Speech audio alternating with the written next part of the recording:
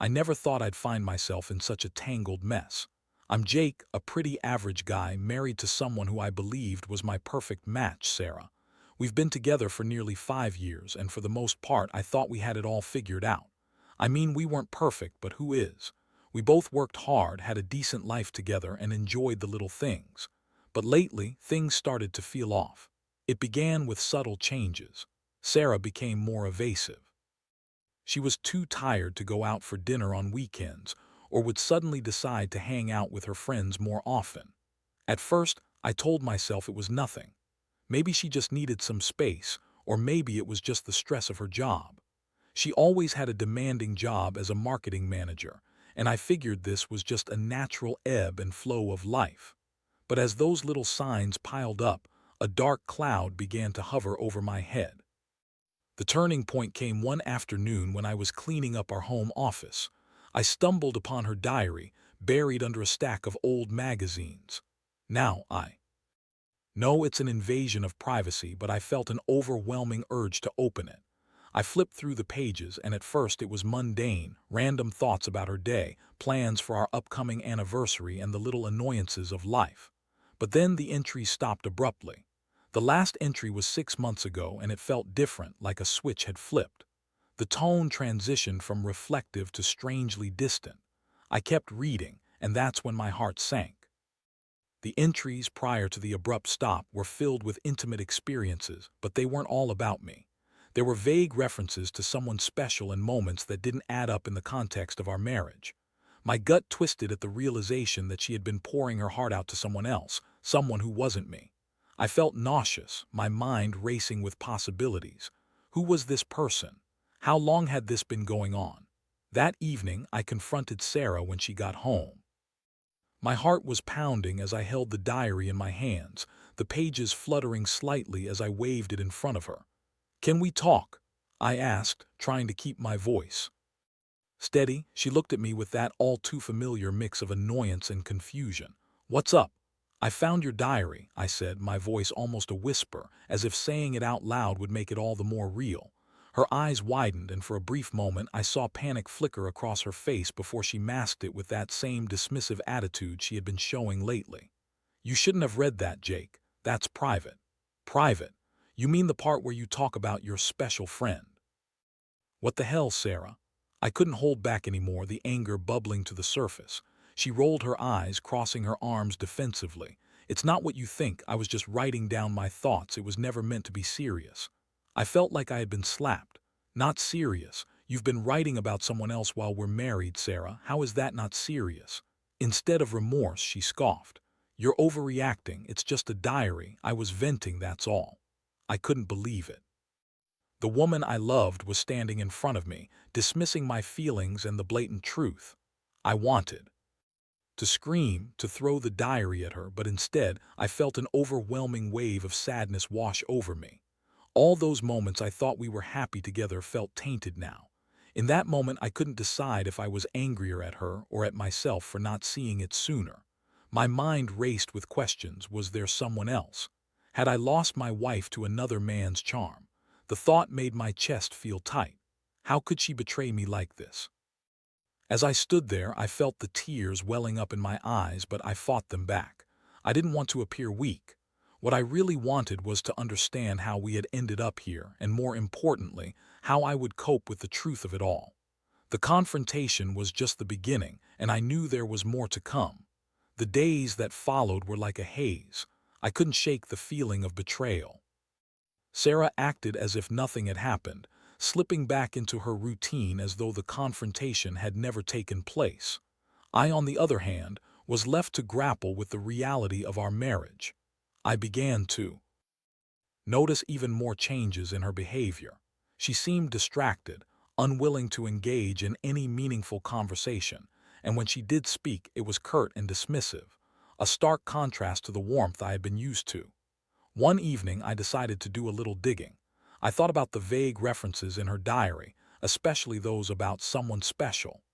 I enlisted the help of the internet, searching names I didn't even know, thinking maybe I could uncover something. I found nothing concrete, just an overwhelming sense of paranoia settling in. Then one day I got a break. My friend Mark, who had a knack for tech, offered to help me track down anything suspicious. He agreed to look through her social media accounts, even though I felt a pang of guilt about invading her privacy yet again. Mark was a good guy, and he knew how heartbroken I was. That Saturday, while Sarah was at a brunch with her friends, Mark and I went to my place and went through her profiles. It felt wrong, but I felt desperate for answers. We dug deep, scrolling through her messages, pictures, and tagged posts. Then we stumbled upon something. A picture. Sarah at a coffee shop, cozying up with a guy I didn't recognize. They were laughing, and she had that spark in her eyes that I hadn't seen in months. "Who the hell is this?" I asked, my heart racing as I pointed at the screen. Mark leaned in closer, squinting at the image. "I don't know, man, but this looks like more than just a friend," he said, a concerned look crossing his face. I felt sick to my stomach. I had seen that coffee shop before, a place Sarah and I had visited a few times together. The thought of her sitting there, laughing and flirting with someone else while I was left in the dark, made my blood boil. As I scrolled down, I found more evidence, comments between them that hinted at an intimacy I could no longer ignore. They were making plans, a brunch here, a movie there, things I thought only existed between us. Each comment felt like a dagger driving deeper into my chest. "I can't believe this," I said, my voice trembling with a mix of anger and disbelief. "I need to confront her again. This is it," Mark nodded, his expression serious. "You should, but be careful, man. You don't want to lose your cool." That night I waited for her to come home, my mind racing with the new information. I felt a storm brewing inside me, a mix of anger and heartache. When she walked through the door, I took a deep breath, trying to remain calm. "Sarah, we need to talk," I said, my voice firm but steady. She looked up from her phone, feigning surprise. "About what?" "About this guy," I said, showing her the picture on my phone. "Who is he?" Her face turned pale, and for a moment I thought I saw fear flicker in her eyes. "Jake, it's not what it looks like." "Then what is it? Because it looks pretty damn obvious to me," I shot back, feeling the heat rise within me. "Are you cheating on me?" She hesitated, her eyes darting around like a deer caught in headlights. "No, I'm not. He's just a friend from work. We hung out a couple of times, but it's nothing serious." "Nothing serious? Sarah, you're kidding yourself. This isn't just friendly coffee. You've spending time with him behind my back," I said, my voice rising. Her defensive demeanor crumbled for a moment, and I saw a flash of vulnerability. "I didn't want to hurt you. I thought it would just go away. I never meant for it to get this far." "How can you say that? You didn't think it would hurt me to find out you were seeing someone else?" My heart was racing, and I felt the tears stinging my eyes again. She shook her head, her voice shaky. "I didn't plan for any of this, Jake. It just happened. Things have been so tense between us, and he was there to listen. You've been so busy with work, I felt neglected." I couldn't believe what I was hearing. "So you decided to find comfort in someone else instead of talking to me." "I know it was wrong, but I felt so alone," she said, her voice breaking as she fought back tears. Her excuses felt hollow, like a desperate grasp at straws. I didn't know whether to feel sympathy or anger. But amid the whirlwind of emotions, one thing was clear: this was no longer the relationship I thought I had. I felt a wave of exhaustion wash over me, the weight of everything crashing down. "I don't know if I can do this anymore, Sarah. Trust has been broken." As I left the room, my mind was a chaotic mess. I was angry, hurt, and most of all, bewildered. How had we lost our way so completely? I felt like I was standing at a crossroads, unsure of which path to take. The emotional impact was suffocating, and I knew I had to figure out how to move forward from here. But for the first time, I was genuinely afraid of what that might mean. The days after the confrontation felt like a blur. I was on an emotional roller coaster. One moment I was angry, the next I was filled with sadness. I tried to function as normally as possible, going to work and interacting with friends, but inside I was a wreck. My mind kept replaying the images from Sarah's diary, the coffee shop photos, and the lies. I felt like I was living in a nightmare, struggling to wake up. Sarah, on the other hand, seemed to take the confrontation seriously, although I couldn't tell if it was genuine remorse or just fear of losing me. She tried harder at home, making dinner, asking about my day, even being more affectionate. It felt wrong. I didn't want to be swayed by her sudden kindness. I couldn't trust her anymore. I needed time to sort through my feelings, but she acted as if everything was back to normal. One evening, after another tense day, I decided to go for a walk. I needed space to breathe and think. I found myself in a nearby park, sitting on a bench beneath the stars. As I stared up, I felt the weight of the world pressing down on my shoulders. I thought about what I wanted. Did I want to work through this, or would I be better off without her? While I was lost in thought, my phone buzzed with a notification. It was Mark, checking in on me. "How are you holding up?"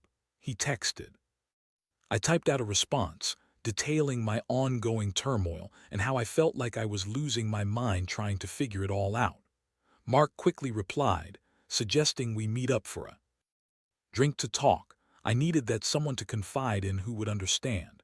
When I arrived at the bar, I quickly spotted Mark at a corner table. He looked concerned but supportive as I slid into the seat across from him. "You look like you've been through hell," he said, pouring me a drink. "I have," I admitted, taking a long sip. "I just don't know how to move forward. I can't shake off the feeling of betrayal, and I don't know if I can trust her again." Mark nodded thoughtfully. "That's completely understandable, man. Trust is hard to rebuild once it's broken. Have you thought about what you want to do?" I keep going back and forth. Part of me wants to make it work because of the good times, but the other part screams that I deserve better. I don't want to be with someone who doesn't prioritize me, I confessed, frustration bubbling up again. "Have you considered talking to her about how you're feeling?" Mark suggested. "It could help clarify things." I sighed, running a hand through my hair. "I don't know if it's worth it.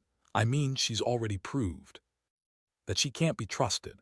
How do I even approach that conversation without feeling like I'm just giving her another chance to manipulate me?" "Jake, it's your decision. But if you choose to move forward, communication is key. You need to express your feelings honestly. If she truly cares, she'll understand." That conversation lingered in my mind as I returned home. I found Sarah sitting on the couch, her face illuminated by the television.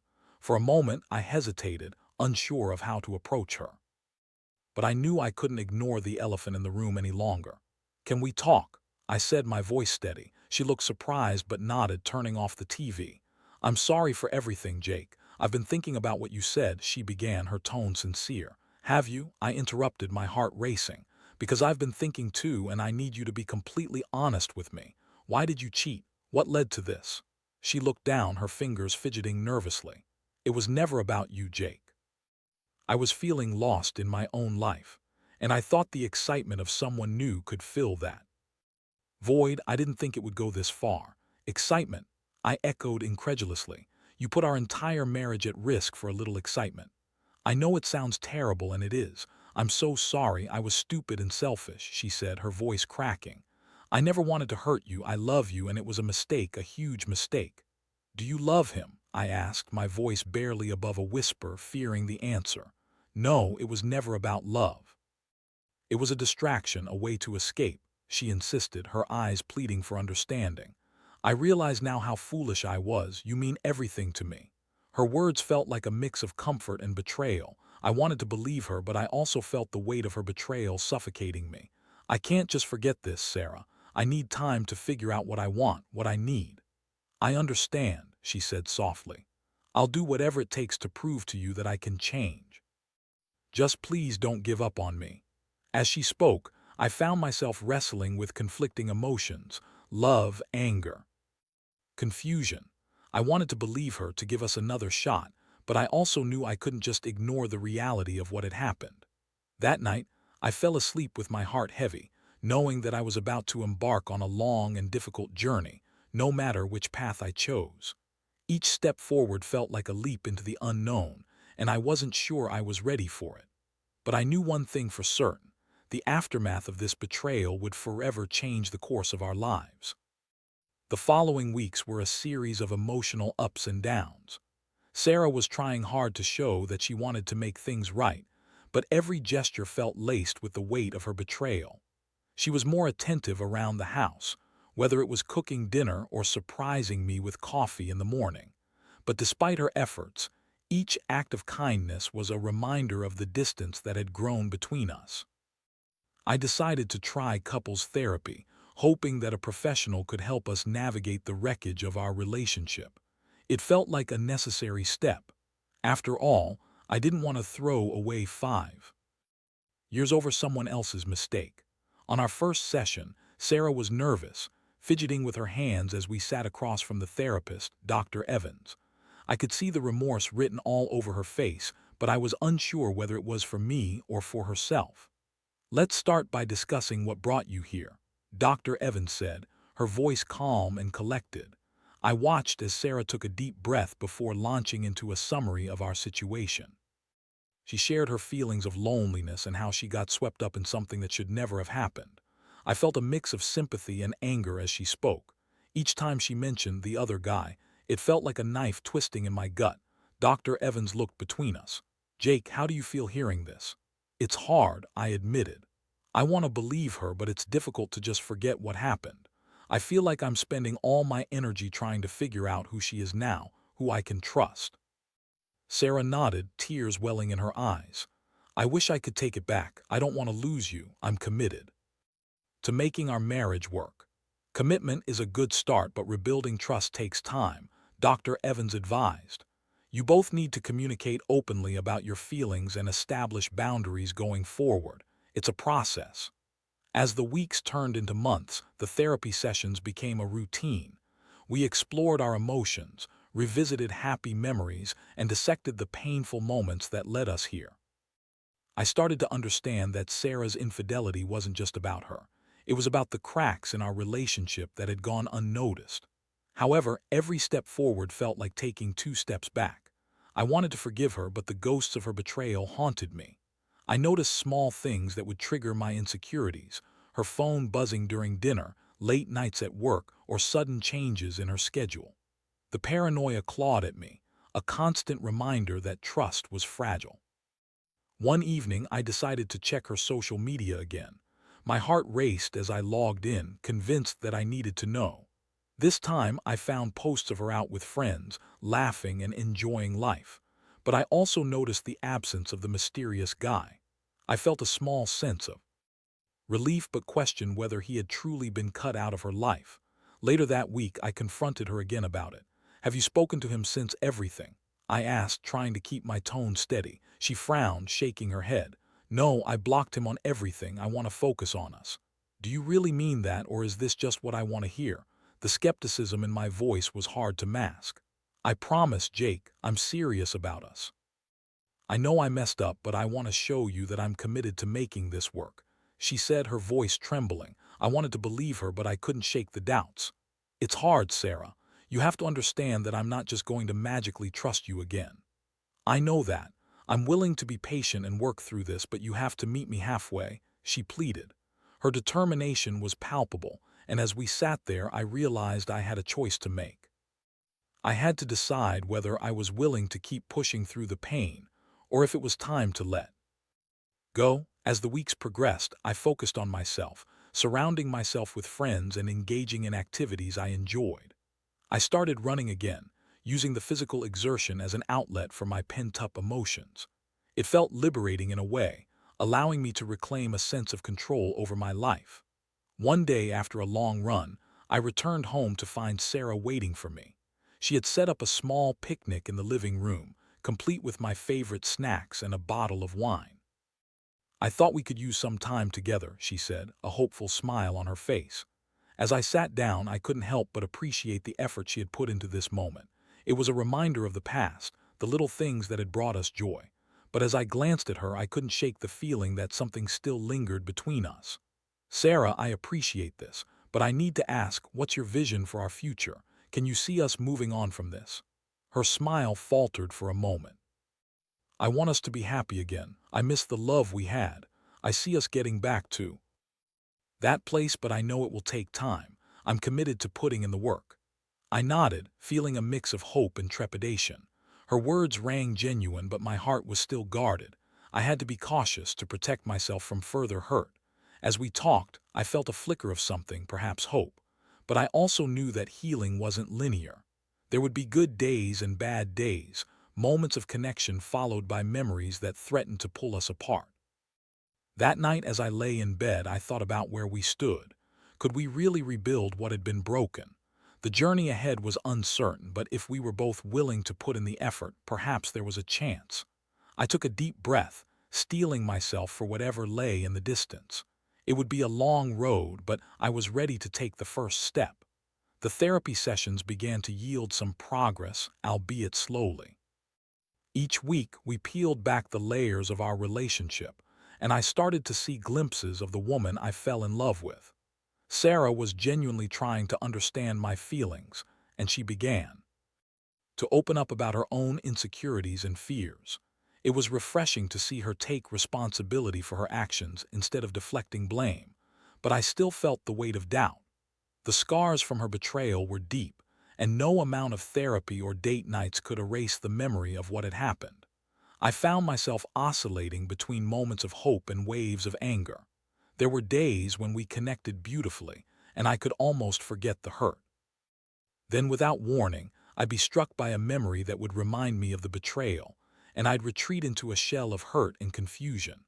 One Friday evening, we went out for dinner to celebrate a small milestone, our first date night in months where we both felt somewhat comfortable. The restaurant was cozy, the atmosphere warm, and for a moment, it felt like old times. We laughed over shared memories, and I marveled at how effortlessly we could slip back into our rhythm. But later that night, as we returned home, I caught a glimpse of Sarah's phone lighting up with notifications. A sense of dread washed over me. I couldn't help but wonder if it was him. Was he texting her late at night when we were trying to rebuild our lives? I fought the urge to check, reminding myself that I needed to trust her, at least for now. The next day, my resolve faltered. I found myself at a crossroads, battling my instincts. I wanted to confront her, to demand answers, but the last thing I wanted was to ruin the progress we had made. Instead, I opted for a walk to clear my head and reclaim my peace. As I strolled through the neighborhood, I came across a small park. Sitting on a bench, I took in the sights and sounds of life around me, children laughing, couples holding hands. It was a stark reminder of the love I'd fought so hard to hold on to. But as I sat there, I realized I couldn't keep living in a bubble of uncertainty. I needed to confront my feelings, not just for Sarah, but for myself. That evening, we had another therapy session. I walked in feeling more resolved. I needed clarity. The session started as usual, but I brought up the phone situation, wanting to address the elephant in the room. Sarah, I have to be honest. I began, looking directly at her.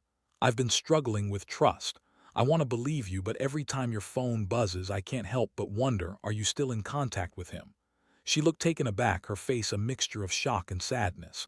Jake, I told you I blocked him. I haven't spoken to him since, I swear. You have to believe me. I want to, I said, my voice steady but firm. But it's hard for me to feel secure when I see you with your phone. It brings back all those feelings of betrayal. I don't know how to shake that off. Dr. Evans interjected, it's crucial for Sarah to understand the impact of her actions on your trust. Communication like this is key to rebuilding your relationship, Jake. Sarah nodded, her eyes misty. I get it, and I'm so sorry for what I've put you through. I never meant to cause you pain. I want to prove that I'm committed to us. As the session progressed, we began to outline boundaries and agreements. I suggested that we share our phone passcodes with each other, transparency being a key step. Toward rebuilding trust, Sarah agreed, and I could see a flicker of relief wash over her. Let's make this a fresh start, I proposed. I want to believe in us again, but we have to work together. Absolutely, she replied, her voice earnest. I want to earn back your trust, and I'll do whatever it takes. When we left the therapist's office, I felt a sense of cautious optimism. We had laid down some groundwork, and for the first time in a while, I felt like we were moving in the right direction. It wasn't going to be easy, but the commitment felt mutual. However, that night, as we settled down, I couldn't shake the feeling of unease. I wanted to trust Sarah, but the path ahead felt fraught with potential pitfalls. I lay in bed, staring at the ceiling, grappling with the fear of falling into old patterns. The next morning, I decided to take a leap of faith. I shared my feelings with her, acknowledging the vulnerability that came with trust. I want to move forward, but I need to be honest about my fears. I want to feel secure in our relationship again. I understand, she responded softly, moving closer to me. I'm here for you, and I want to reassure you every step of the way. Over the next few days, we took small steps toward rebuilding our relationship, sharing our days more intimately, taking long walks, and even cooking together. Simple moments helped to bridge the emotional chasm that had formed between us. But then, one afternoon, everything shifted again. I was at home when a text popped up on Sarah's phone, a message from an unknown number. My heart raced as I picked up the phone, my hands trembling. It was a picture of a sunset with the caption, "Wish you were here." I felt the blood drain from my face. How could this be happening again? I started to feel the walls closing in. I tried to keep my composure, but I was on the verge of panic. "Sarah," I called out, my voice strained. She rushed in, confused. "What's wrong?" I held out the phone, my heart pounding. "Who is this? Why are they sending you this?" Her face went pale as she read the message. I don't know, I swear I don't know who that is." "Don't lie to me again, Sarah," I shouted, resentment boiling over. "I thought we were past this." "I didn't do anything, I promise," she pleaded, her eyes wide with fear. I felt a rush of anger and betrayal, a pain I thought I had started to heal from resurfacing. "How can I trust you if you can't even control who contacts you?" As I stormed out, I felt my heart racing, the weight of our rebuilding efforts crumbling in an instant. I wasn't sure how to process this new betrayal, but I knew one thing: I had to confront Sarah one last time. I couldn't let this go without clarity. That night, I found her sitting on the couch, her eyes red from crying. "Jake, I swear I didn't respond to that message," she said, her voice trembling. "Then what are we doing? This feels like a never-ending cycle of lies," I said, feeling my resolve waver. "I want to work on our marriage, but I need you to give me a chance," she insisted, desperation in her voice. "I don't know if I can keep doing this." I admitted, my heart heavy. "You have to understand that you hurt me deeply, and now it feels like I'm back at square one. I'm sorry, but please don't give up on us," she begged. As I looked into her eyes, I saw someone who was scared, someone who was fighting for the love we once shared. But the path ahead was uncertain, and I realized that making a decision would require careful consideration. I needed to take a step back, to move beyond the pain and find a resolution, not just for her, but for myself. I would need to determine if I could truly forgive her, and whether our relationship was worth fighting for. As I prepared for whatever lay ahead, I felt a mix of fear and determination, ready to confront the truth no matter the outcome. The tension between Sarah and me reached a breaking point after the unknown text. I spent the next few days in a fog, a whirlwind of emotions swirling within me. I oscillated between anger, sadness, and a flicker of hope. I thought about everything we had been through, the effort we both put into trying to rebuild our relationship. But the doubts crept in, whispering that maybe it was all for nothing. I needed clarity. Late one night, as I lay awake staring at the ceiling, I made a decision. I wouldn't confront Sarah in anger. I would lay everything out on the table, my feelings, my fears, and my expectations. If we were going to make this work, we needed to communicate openly and honestly. The next evening, I asked Sarah to sit down with me. I could see the worry etched across her face as she sensed the seriousness of the moment. "I need to talk about what happened with the text," I began, my voice steady but my heart racing. She nodded, tears already welling in her eyes. "I'm so sorry. I don't know who that is, and I didn't respond, I promise. Please believe me." "I want to believe you, but trust has been shattered between us. I can't keep going in this cycle of doubt and fear," I said, looking her in the eye. "So, let's lay everything out. I need to know that you're fully committed to rebuilding our relationship and that there are no more secrets." "I am committed, Jake. I've made mistakes and I'm paying for them every day," she said, her voice trembling. "But I want to prove that I can change. Please give me that chance." I took a deep breath. "Then we need to establish boundaries. I need to see you actively cutting ties with anyone who could make me question your loyalty. I need to know that you're willing to put in the work, even if it means sacrificing some friendships." She nodded eagerly, tears streaming down her cheeks. "I'll do whatever it takes. I've already blocked all the people I think could come between us, but I'll make sure to cut off any lingering connections, I promise. And I need to be transparent too," I said, feeling a weight lift slightly. I'll share my feelings as they come up, even if it's uncomfortable. We need to communicate openly. That's fair, she said, her voice filled with determination. I want to build back that trust, but we both have to commit to it. As we spoke, I started to feel a flicker of hope. Maybe this was the turning point we needed. We spent the next few hours discussing our goals, our fears, and the steps we'd take to rebuild our relationship. It felt like we were forging a new path together, one built on honesty and accountability. In the following weeks, I noticed a change in Sarah. She was more proactive about keeping me in the loop with her plans and interactions. It wasn't just about cutting people off. It was about engaging me in her life again. She shared her work stress with me, asked for my input on decisions, and showed a genuine interest in my hobbies. It felt like a rekindling of the connection we once had. And yet, I still felt the shadows of doubt lingering. I had moments where I'd catch myself checking her phone out of habit, only to remind myself that I was trying to move forward. I sought out support from friends, sharing my journey with them as I navigated this tumultuous terrain. They reminded me that healing takes time, and it was okay to still have questions. One evening, I decided to surprise Sarah with a weekend getaway. We hadn't spent quality time together outside of therapy sessions and conversations about our relationship. I wanted to remind us both of the good times we shared before the betrayal had overshadowed everything. As we drove to a cozy cabin in the woods, the tranquil setting helped ease some of my anxieties. We spent the weekend hiking, cooking meals together, and reminiscing about our favorite memories. I saw glimpses of the woman I fell in love with, the laughter that used to fill our home, and the spark that had dimmed over the past months. On our last night there, we sat by the fire, wrapped in blankets, sipping wine. The flames crackled softly, and for the first time in a long time I felt a sense of peace. "Jake," Sarah began, her voice gentle, "I know I've let you down, but I want you to know how much you mean to me. I never want to hurt you again."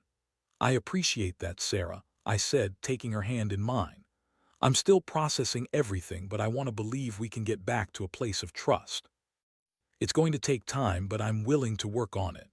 We sat in comfortable silence for a while, watching the fire dance. In front of us, I felt a sense of calm wash over me. The road ahead remained uncertain, but I realized I was ready to face it. I had learned that it was okay to be vulnerable, to express my feelings, and to seek the truth. As the flames flickered and the stars twinkled above, I felt a renewed sense of hope for us. It wouldn't be easy, but with open communication and a commitment to change, perhaps we could emerge from this stronger than before. In that moment, I knew I was no longer the man who had been blindsided by betrayal. I was a man ready to fight for love and the future I wanted, together with Sarah. The journey to healing had begun, and I was determined to see it through, one step at a time.